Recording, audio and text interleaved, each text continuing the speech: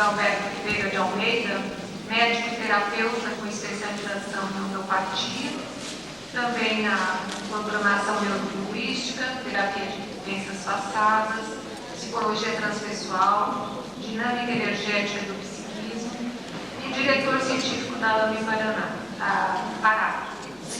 É com prazer, então, que nós vamos a palavra.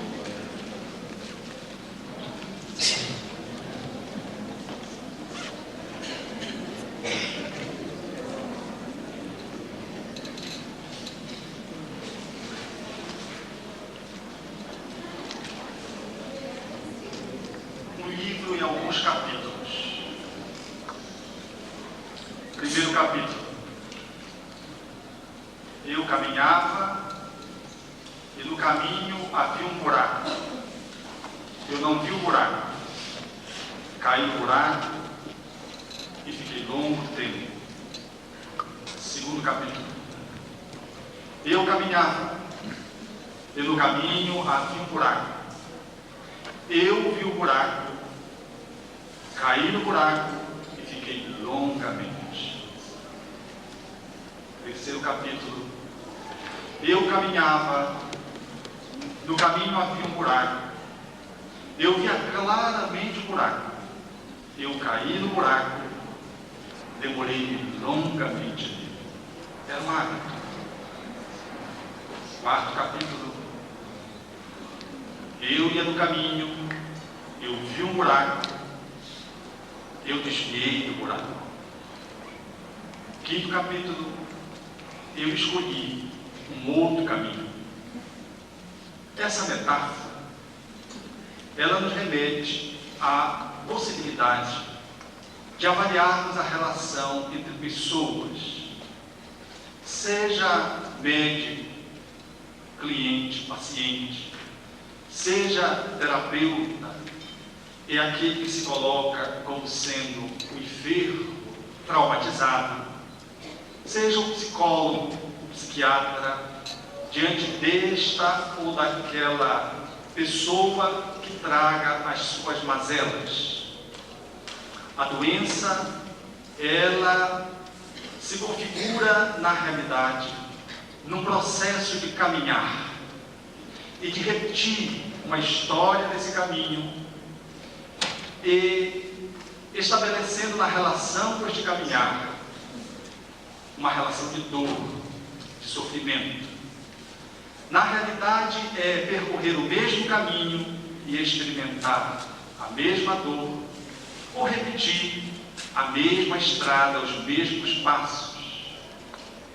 Na relação entre duas pessoas que pontualmente colocamos dentro das abordagens que são pertinentes a esta ou aquela área técnica, é justo que possamos refletir que este relacionamento, ele nos traz em foco realmente dois seres, mais do que médico e paciente, até porque paciente deveria ser mais o médico do que o enfermo. Nós temos dois seres que se relacionam, duas pessoas. A rigor não poderíamos nem tratá-lo de cliente, de enfermo, muito menos de chamá-lo pelo seu diagnóstico, aquele que traz estereotipada a sua enfermidade e que a sua enfermidade salta aos olhos do médico de tal ordem que ele o trata pelo nome da enfermidade. Lá vem o neurótico, lá vem o psicótico. Essa forma de lidar reduz o ser humano a uma dimensão meramente nociva, porque foca exclusivamente no processo patológico ou na dinâmica da doença psicológica emocional ou até mesmo social. Deveríamos entrever a relação entre médico e paciente como entre duas pessoas que se encontram para estabelecer um processo de crescimento. Nesse encontro, ele se estabelece um espaço, e esse espaço, que tem uma dimensão física, fala de quem é terapeuta, daquele que está munido da possibilidade de ser um facilitador do outro para que o outro saia do buraco, ou faça um caminho que não lhe repita a queda, ou que faça um movimento que não seja um movimento repetitivo, neurótico. Este espaço físico, ele na realidade é o prolongamento do terapeuta. Ao conhecer um médico, um psicólogo, basta entrar no seu espaço, aonde ele trabalha, e nós nos damos conta de quem ele é. A cadeira fala da sua história, da sua forma de perceber o mundo, da forma como ele se coloca. O tamanho da mesa diz muito acerca da personalidade do terapeuta. As luzes, a aclimatação do ambiente, a sala de espera, o material que está na sala de espera para ser consultado por aqueles que o buscam, isto tudo diz muito de quem é o terapeuta. Numa olhadela podemos já entrever algumas coisas que fazem parte da sua personalidade. A rigor, teríamos que repensar, mesmo o ambiente físico, para que esta relação ela pudesse ser uma relação fecunda, saudável, promissora. Lembro-me que quando comecei a trabalhar, porque tinha recursos pequenos, menos do que agora, eu fui comprar uma cadeira, e a cadeira, ela tinha um espaldar que tinha 2 pontos que se afilavam, num design que lembrava bem um tronco, mas era a cadeira mais barata da loja. E eu comprei aquela cadeira, mas aquela cadeira me deu muito problema. Vez que outro paciente entrava e dizia, dependendo da atividade, você está parecendo um rei aí. Outros pacientes, talvez com outros interesses, diziam, você está parecendo um príncipe. E outros que tinham a agudeza da mente, que chamavam para um processo meio satírico, irônico, estabelecendo um processo transferencial, diziam, você está parecendo tal. E eu não me dava conta, ingenuamente, que sempre argumentava quando tinha a possibilidade que era a cadeira mais barata. Estava me custando muito caro, porque aquela cadeira falava de quem estava sentado ali, até mesmo da sua condição econômica. Sim, o espaço físico, ele diz muito do encontro de 2 pessoas, de 2 seres que estabelecem uma interconexão, ou pretendem estabelecer uma interconexão. Há que se repensar, portanto, em todo o espaço.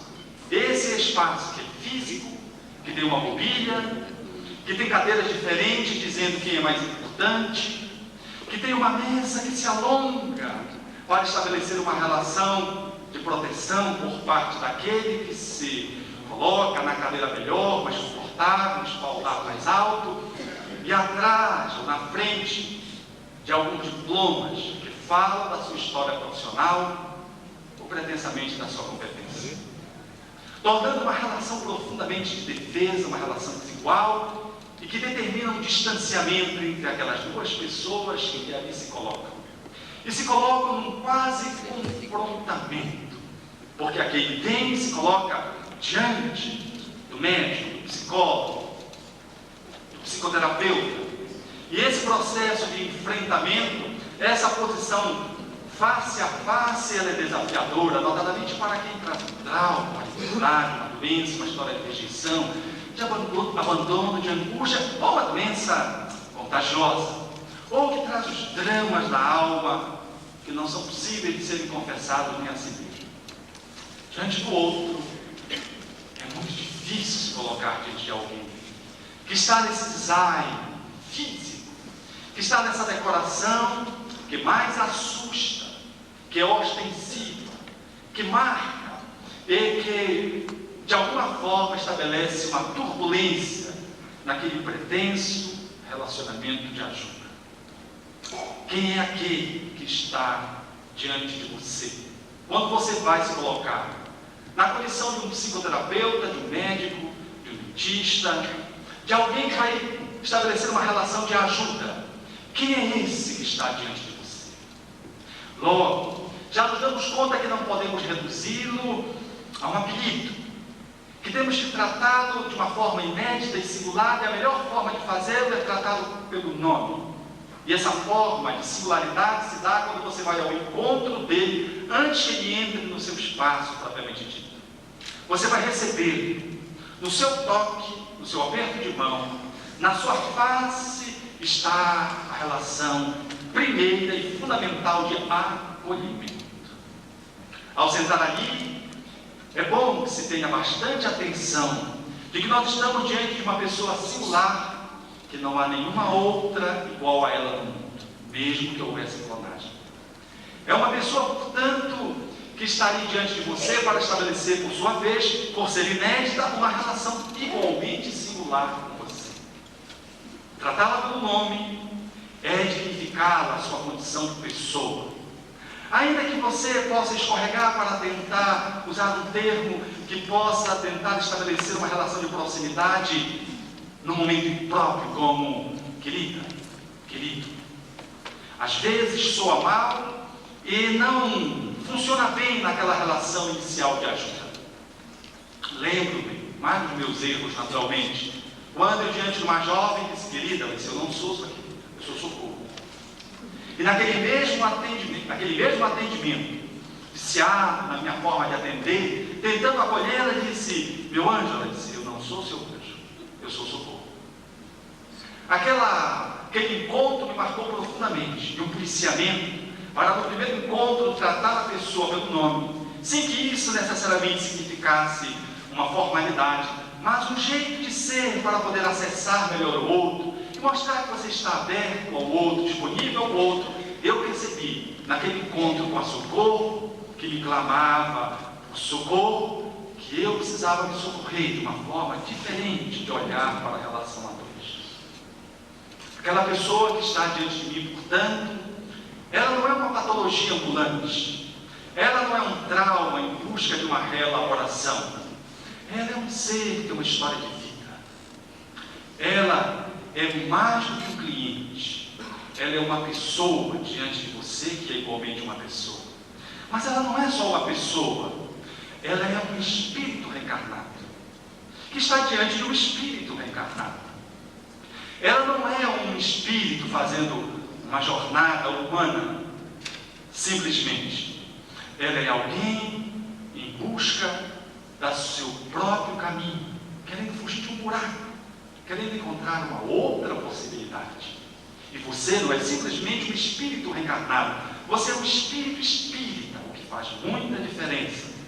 Não sendo, portanto, um ser humano fazendo uma jornada espiritual, mas sendo um espírito espírita fazendo uma jornada humana, e tendo que fazê-la de uma forma muito digna. Aquele que está diante de você, ele nos convida, portanto, a um olhar diferente, saindo da aparência e mergulhando na essência, num espaço físico que tem que estar disponível para que aquele relacionamento aconteça, flua. Este encontro, ele convida você, em olhando para o outro, a perceber que aquele sintoma é uma forma material que o seu psiquismo tem de falar, que o seu corpo, na realidade, é uma projeção da sua consciência, que se esforça para se colocar no mundo, e que a patologia é um sinal físico de uma dinâmica espiritual, que é um transtorno concreto, objetivo, que fala de uma dinâmica invisível, inacessível, subjetiva. E olhá-lo, temos que ampliar, portanto, essa forma de lidar com ele e poder perceber que atrás daquele corpo há um ser que caminha, e que está caminhando no mesmo caminho, e que está caindo no mesmo buraco, e que por isso está doente, e que ao ficar longamente no buraco, ao aparecer o grito da enfermidade, ou do transtorno psicológico, ou da desarmonia mental psiquiátrica, é um clamor para que alguém possa lhe ajudar a fazer um outro itinerário. Olhando para ele, nós não podemos, portanto, reduzi-lo. Temos que olhá-lo como alguém que tem uma potencialidade da qual nós também somos detentores. Traz a metáfora que um príncipe avançou além do seu território e foi aprisionado pelo rei do território contíguo. O rei, ao aprisionar o príncipe, disse: você está condenado à morte. Mas como eu sou um rei clemente, eu vou lhe dar a possibilidade de você se salvar se você responder a uma pergunta. O príncipe, diante daquele impasse, disse: qual é a pergunta? Você tem que me responder o que mais deseja uma mulher. Se nós fôssemos o príncipe, estaríamos mortos. Tentaríamos. Foi o que ele fez. Saiu pela realeza e começou a perguntar: o que mais deseja uma mulher? O que mais deseja uma mulher? Houve muitas colocações, sugestões, conjecturas, mas nenhuma foi agradável. Até que alguém disse assim: há uma bruxa que fica na periferia da realeza e ela sabe todas as respostas e sabe por certo o que mais deseja uma mulher. Ele foi ao encontro da bruxa, que era uma bruxa digna de ser bruxa, suja, adorei. Tinha um dente bem no meio, tinha a gargalhada de bruxa, e ele disse: disseram-me que você é capaz de me responder a pergunta da qual depende a minha vida. Ela disse: sim, sou. Qual é a pergunta? Porque eu tudo sei. Ela disse: o que mais deseja uma mulher? Ela sorriu e disse: é muito fácil. Ele disse: então diga-me. Ela disse: não, uma contrapartida. Qual é a contrapartida? Que você case comigo. Se você fosse o príncipe, entregaria a cabeça ou ousaria? Ele ousou, no seu caso. E ela então disse: o que mais deseja uma mulher é ter soberania sobre a sua própria vida. Ele pensou e achou que era pertinente. O prazo estava expirando, foi ao rei e disse: já sei a resposta. O rei disse: o que mais deseja uma mulher então? Ele disse: o que mais deseja uma mulher é ter soberania sobre a sua própria vida. O rei sorriu e disse: é verdade, você está livre. O rei, o príncipe livre, foi ao encontro da bruxa. Era o casar ou morrer.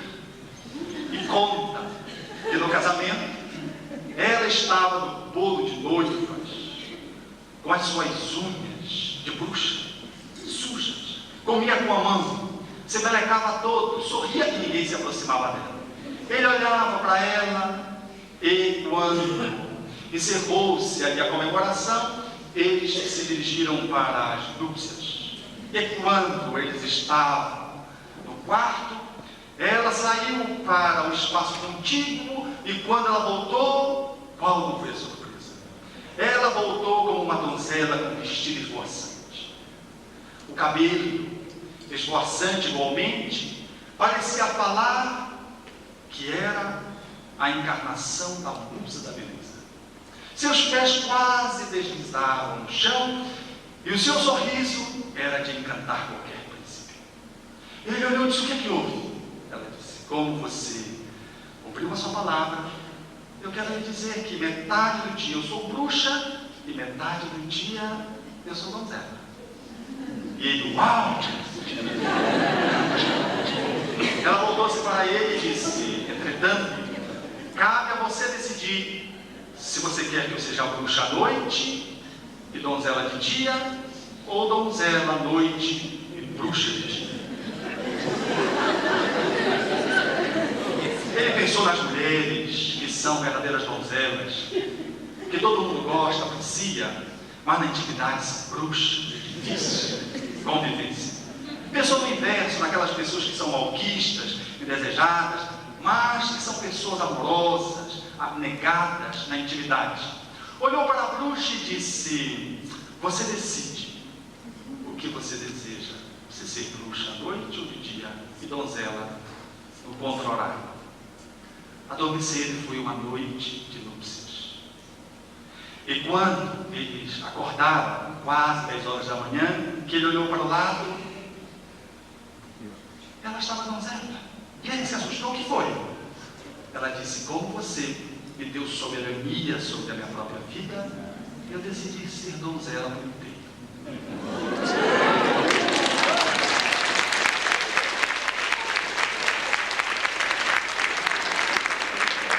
A possibilidade de lidarmos com o paciente é lidarmos com um bruxo ou bruxa que tem um lado príncipe ou princesa. Todos nós não somos integralmente príncipes, nem tampouco somos inteiramente sábios. Nós somos seres em movimento, e na perspectiva espírita, aquele que busca a ajuda do psicólogo, do médico, do psicoterapeuta ou de um profissional da área do diálogo, ele traz as suas marcas sociais, psicológicas, físicas, espirituais. No entretanto, ele é alguém que tem um lado luminoso. Ele não é só sombra, doença, patologia.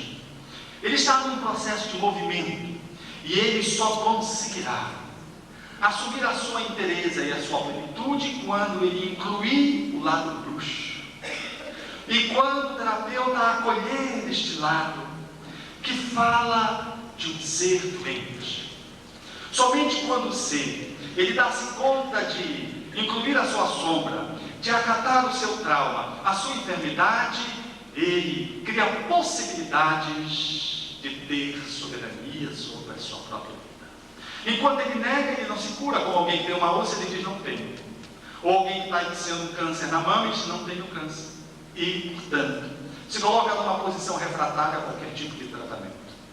É possível somente lidar com um transtorno de qualquer ordem, do espiritual ao físico, quando nós temos um olhar de acolhimento, sabendo que a doença, para que ela possa ir, é necessário que eu assuma a soberania sobre a minha própria vida.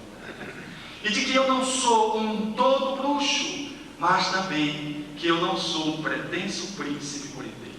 Assumir a condição de príncipe somente, negando o lado bruxo, significa morte, doença, cair no buraco novamente. O paciente, portanto, entre aspas, o cliente, entre aspas, o atendido, o assistido, tudo entre aspas, é uma pessoa humana que vem ao encontro de você, trazendo essa psicodinâmica. E você também não é diferente dele, apenas que você está ali numa condição de facilitador, ou pelo menos está ali com esta função, mais do que com um aparato técnico, mais do que sendo um técnico em lidar com o outro. Você precisa saber que você é uma pessoa e que também tem esse movimento dentro de você. E que se você não se der conta de que você tem que interagir com o outro, lidando com o seu lado sombra e lado luz, você vai estabelecer relações contra-transferenciais e vai frustrar todos os atendimentos que você possa ser. Do professor, aquele que é o pretenso aluno, ao médico, aquele que é supostamente o cliente. Então, quem é o terapeuta? O terapeuta é aquele que caminha com o outro e ajuda o outro a descobrir um novo caminho para que ele não caia novamente no outro. E para que o terapeuta possa fazer isso e ter essa relação, essa interconexão de uma forma saudável, ele tem que fazer aquilo que o físico de energias da Universidade de Harvard, especialista em física quântica, Amit Gosman, dizia, quando aquele que procurou um catedrático na Universidade Europeia, e diante de tanta sabedoria, disse: mas mestre, como você sabe tanto? Como é que você fez para saber tanto? O catedrático olhou, sorriu e disse: ah, meu filho, é muito simples. Basta abrir bem os olhos. O aluno se deu conta que de fato era necessário abrir bem os olhos, olhar o corpo, detectar os instrumentos que, quando o corpo não pudesse nos permitir pelas vias sensoriais acessar aquela informação, era necessário, portanto, ter os 5 sentidos bem abertos e valer-se tanto do telescópio, ou do microscópio, ou da lupa, quando a situação assim o exigisse. Sabe mais quem abre bem os olhos, olhando o computador, na tela, quem sabe caminhar virtualmente, nem sempre virtuosamente, a abrir bem os olhos. E ele foi, o mesmo aluno ao Tibete.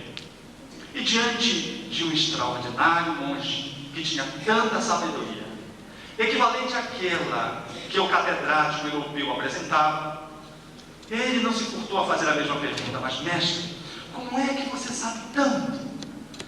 O monge sorriu e disse: é muito simples, meu filho, basta fechar bem os olhos. A percepção espírita é de inclusão. O médico, o psicólogo, o terapeuta, o assistente social, o professor, o pai, a mãe tem que abrir bem os olhos e tem que fechar bem os olhos. Há necessidade de ir ao encontro de si mesmo, de estar em dia consigo mesmo para poder ser com o outro numa relação que faça diferença. Como eu posso facilitar o outro para que ele encontre o caminho se eu estou ainda no mesmo buraco e não saio dele? E não me dou conta de que estou repetindo o movimento neurológico. É necessário, portanto, ampliar. E talvez fosse por isso que Jung disse que, ao psicoterapeuta, a princípio ele admitia que a técnica era mais importante, mas depois ele preconizaria a paciência. Há necessidade, portanto, da ciência da paz, do cultivo por parte do profissional que está atendendo o outro, a fim de que ele possa abrir um espaço que se concretize numa relação de construção, de crescimento, de saúde e de santidade. Porque a santidade implica na sanidade e vice-versa. Ora, sendo assim, aquele que está atendendo o outro, ele precisa perceber de que, mais do que medicamentos, ele precisa dar de si mesmo. Mais do que um exame no qual ele dá com precisão o seu diagnóstico, é necessário a sua postura diante do outro, do qual ele vai perguntar, não só palavras, mas ele vai perguntar um ouvido. Mas não é um ouvido roncante de alguém que atende um paciente no divã por trás e adormece e ronca diante do paciente que está lá fazendo o seu drama numa psicoterapia bem ortodoxa. É um ouvido que escuta, mas numa escuta inclusiva, mais do que escuta, numa ausculta que tenta perceber os entressons, o que está entre as palavras, o que pulsa na alma daquele que fala ou que silencia. Este ser, portanto, que está diante do outro, que está ali com a autoridade de ser o facilitador, mas que não é onipotente, que ele não tem o poder da vida e da morte, mas depende dele muitas vezes, que aquele salte da morte para a vida, sim, saindo do buraco. Este é o terapeuta, que quanto mais dá de si mesmo, menos precisa dar medicamento. Dona Joana de Ângeles diz, numa fala assim, extraordinária, quando ela faz uma análise do Cristo, que ela diz que ele não usava fórmulas de medicamentos, não precisava estudar os sonhos, não se valia das catarses que pudesse levar os pacientes até a exaustão. Ele simplesmente os amava. E com a sua energia promovia verdadeiras metamorfoses, mutações. Ele propiciava ao outro a possibilidade do outro tomar conta de si mesmo, ser o cuidador de si mesmo, ante o grande cuidador da vida. Quando nós refletimos um pouco nessa personalidade ímpar, nós nos damos conta de que Jesus tinha um olhar diferente, um ouvido diferente. Diante de Pilatos ele não diz nada. A sua fala é o silêncio e ele é todo escuta. A forma como ele olha para Madalena não é de ver apenas a prostituta, mas aquela mulher que estava dominada pelos espíritos no processo obsessivo, e ver aquele coração feminil que suplicava socorro. Diante de Zaqueu, ele não se deu conta apenas de que, se detendo na aparência, de que aquele homem sofria de um processo psicológico que ia degenerar mais tarde em uma patologia orgânica da aparência. Ele dá-se conta que aquele homem, ele tinha atributos, ele não sabia lidar bem com os bens materiais. Diante de Judas, o apóstolo que deveria entregá-lo para a dinâmica da crucificação, ele não vê o traidor, ele vai além da aparência e vê que Judas era um amigo. E quando Judas o beija no horto, ele diz: aqui tu viestes amigo. Portanto, era um amigo equivocado. Esse olhar de Jesus, essa forma de ausculta que ele fazia do outro, fazia dele um grande terapeuta, criando espaço para ser uma potencialidade vibrante a serviço daqueles que queriam assumir o controle da sua própria vida saindo do buraco. Foi assim que aquela mulher sofrendo de hemorragia sabia que se chegasse próximo dele e tocasse a túnica, ela ficaria curada. Então, naquele espaço onde muitas pessoas acompanhavam Jesus, ela vai e o toca. E ao tocar, a hemorragia de 12 anos, segundo a narrativa apostólica, cede. Ele para e volta, diz o Evangelho, sentindo que de si saiu virtude ou poder. Quem me tocou? Alguém me tocou de uma forma diferente. Os discípulos conversam, quem teria tocado. Pedro diz, mas todos te tocam, te empurram, e tu perguntas quem me tocou? E ele continua olhando, esperando. E ela então se prostra e eu sim. Que sabia que se tocasse a túnica, eu ficaria curada. E ele então diz, vai, a tua fé te cura. Não eu te curei, a tua fé te cura. Ele se disponibilizava como excelente psicoterapeuta.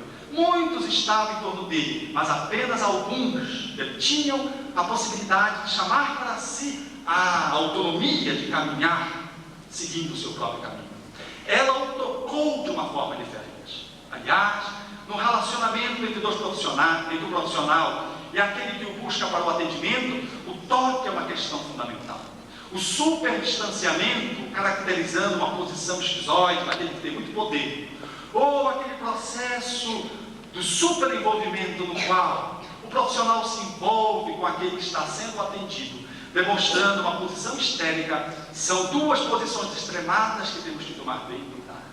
Há um espaço entre esses dois extremos, do superdistanciamento e do superenvolvimento, que é um espaço de encontro, que é profundo, mas é benéfico para os dois.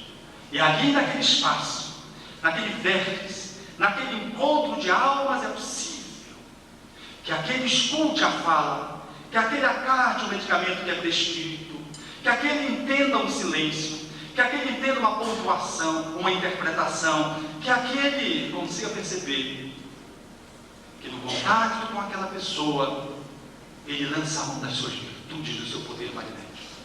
Hipócrates dizia a alguns pacientes muito graves recuperam a saúde pelo contentamento que o médico lhes desperta pela bondade. É comum nos nossos consultórios a pessoa chegar, quando estamos abertos para esse encontro, a pessoa diz, eu pareço até que sou mentiroso, ele melhorou, e a criança não foi sugestão, e a criança começa a melhorar. É, portanto, desse terapeuta, desse médico, desse psicólogo, deste ser que cuida do outro que nós estamos falando, daquele que dá de si mesmo, daquele que permuta impressões, daquele que ouve, daquele que é capaz de abrir um espaço onde o pranto possa estar presente, o silêncio ou o grito de dor. Mas onde o sorriso também faz parte e se irradia como sendo um grande medicamento capaz de fecundar o outro. É, portanto, neste encontro que nós vamos conseguir estabelecer essa relação de ajuda. E aquele que se coloca na posição do cuidador do outro, na medida em que ele mergulha fechando bem os olhos, dando conta de quem ele é, mergulhando na prece, na meditação, no autoconhecimento, na amorosidade que se abre para o encontro com o outro, é nesse momento que nós vamos encontrar a possibilidade de um salto de qualidade na relação de ajuda entre aquelas duas pessoas. É para esse rumo, penso, que nós precisamos repensar a relação de profissionais com aqueles que o procuram, que nós precisamos caminhar nessa perspectiva que os Espíritos nos assinalam, que o Espiritismo nos amplia e que os nossos corações têm sede. Nós não podemos mais olhar o homem digitalmente na era do computador, aonde a gente já nem olha mais para a pessoa. Eu fui fazer uma chapa cuidando dos meus dentes, o profissional chegou, não me deu uma palavra, sequer me olhou. E como eu estava com a boca fechada, ele fez assim, eu vi, ele meteu a borracha, eu fechei, ele bateu a fotografia E eu espantado, sentado naquela cadeira, muito confortável, mas diante daquele terapeuta. Que frio! Era um dentista. E ele não tirou e nem me disse até logo, ou adeus, porque me parecia que a relação era desse tipo de adeus nunca mais. E eu saí assim, impressionado, chocado. Esta é um corte da realidade do nosso cotidiano.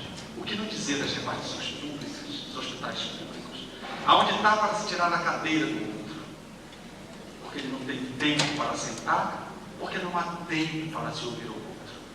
Mas outro dia eu estava diante de um caixa, de um banco, e ele disse, tudo bem, seu Alberto? Eu olhei, fiquei assim espantado, talvez mais espantado do que o primeiro encontro. Ele disse, você me conhece? Ele disse, não me conheço. Aí eu fiquei, ele sorriu, eu fiquei meio embaraçado, confesso que um pouco constrangido, meio sem jeito, sorri, porque eu nunca vi um caixa de banco perguntar, como é que está? E chamar você pelo nome. E eu disse, olha, você sabe que você está me marcando hoje, porque você está me tratando pelo nome, está perguntando como eu estou. Caixa não olha para as pessoas. Sobretudo se for de supermercado, ele está olhando para os números. Porque nós nos transformamos em números. Na época do homem digital, do homem do computador. Portanto, sem desprezo à tecnologia, sem relegar em nenhum sentido as possibilidades do nosso conhecimento, da nossa formação técnica em qualquer área, há que se resgatar, portanto, este ser que caminha com o outro, numa direção que é uma direção da felicidade para os dois. Quando um paciente melhora, eu não sei quem fica melhor, se ele ou seu neto. Quando ele chora de alegria porque conseguiu um grande salto sobre si mesmo, sobre a sua limitação física ou psicológica, eu tenho vontade de saltar junto com ele. Porque é a impressão que eu estou dando salto junto. E eu estou naquela ressonância mórfica no qual nós ali formamos, mais do que um par, formamos uma unidade, sem perdermos a nossa individualidade. Há que se, portanto, resgatar, nesses dias, o espírito espírita que jaz neste corpo, para que o nosso olhar seja um olhar diferente, para que a nossa fala seja uma fala que entoe uma melodia de saúde, para que o nosso silêncio seja respeitoso, para que as nossas mãos toquem e saibam tocar, sem que sejam mãos que se promiscuam num toque da sensualidade ou num toque de uma enfermidade onde você toca com tanto pudor, porque você está tocando uma úlcera. Você não sabe nem de quem pertence aquela úlcera, porque você ainda não sabe nem o nome da pessoa. Mas que você toque de uma forma a que aquele toque seja um toque sagrado. Há-se, portanto, nesses dias, repensando essa relação, uma relação cada vez mais neurotizante, mais difícil, olhar para o outro e aceitar o desafio. Ele está no caminho, e você também está no caminho. Mas ele caminha no buraco e nem vê, você já está vendo, ou tem essa possibilidade de vislumbrar. E você é chamado a ser um copartícipe da vida dele, para que ele faça um novo itinerário e estabeleça para si uma nova sinapse, um novo caminho, um novo roteiro, um novo movimento, saindo daquela condição de ser um enfermo. A palavra enfermo em hebraico significa andar em círculo, é andar no mesmo lugar. Ele romper com isso e poder sair na direção da sua inteireza, da sua saúde, olhando com esses olhos, sabendo que diante de mim eu tenho um príncipe, eu tenho uma princesa que se mostra como bruxa e bruxa, porque nessa perspectiva espírita eu sei que ele é um ser Deus, e eu sou igualmente um ser Deus. Um Deus com D minúsculo naturalmente, um projeto de Deus, criado como se fosse pelo DNA divino, tendo uma destinação para a plenitude cósmica, no qual nós seremos capazes de fazer tanto quanto Jesus fez, e muito mais, como ele assim confirmou. Olhar com esses olhos, sem nenhum fanatismo, sem nenhuma pieguice, mas sem nenhuma indiferença, sem nenhuma insensibilidade, perceber que ali há um encontro de dois seres que são deuses. E que sabe, nessa perspectiva abrangente que o Espiritismo nos convoca a ver, porque ele nos convoca a analisar numa perspectiva reencarnacionista, nós daremos conta de fazer um novo caminho. E nesse novo caminho, nós teremos encontrado a resposta do poeta que fala dizendo: quem fez o sol tão vivificador e sua luz tão brilhante e cheia de esplendor, os bilhões de estrelas que cintilam nos céus e as nuvens vaporosas como densos véus, a mecânica celeste e os arcanos profundos da eterna ciência que equilibra os mundos, os micro-organismos em desenvolvimento e os orbes gigantescos em deperecimento, o átomo e a nebulosa, a ameba e o serafim, e as origens das coisas que nunca terão fim. Quem foi que fez a virtude impoluta que não se modifica e a possante energia que a tudo vivifica? Quem foi que fez a chuva, o vento, o raio e o trovão, mas também fez a primavera, o outono, o verão?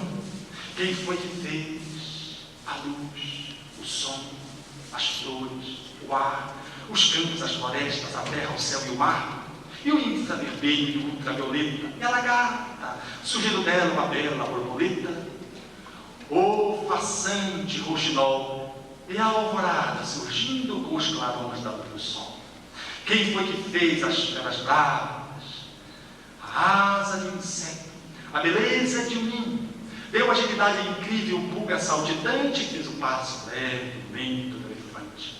Quem foi que fez a corça e o veado e deu velocidade ao tigre e ao leopardo? E conhecia a sutileza, sugando o mel das flores com tal delicadeza? Quem foi que fez o colibri? O tatu escavando a cobra que se abriga e a faina inesgotável da minúscula formiga? O inquieto macaco e o fogoso corcel e a abelha trabalhando na construção do mel? Quem foi que fez a ostra, o golfinho, a baleia e fez a engenhosa aranha tecendo a sua teia?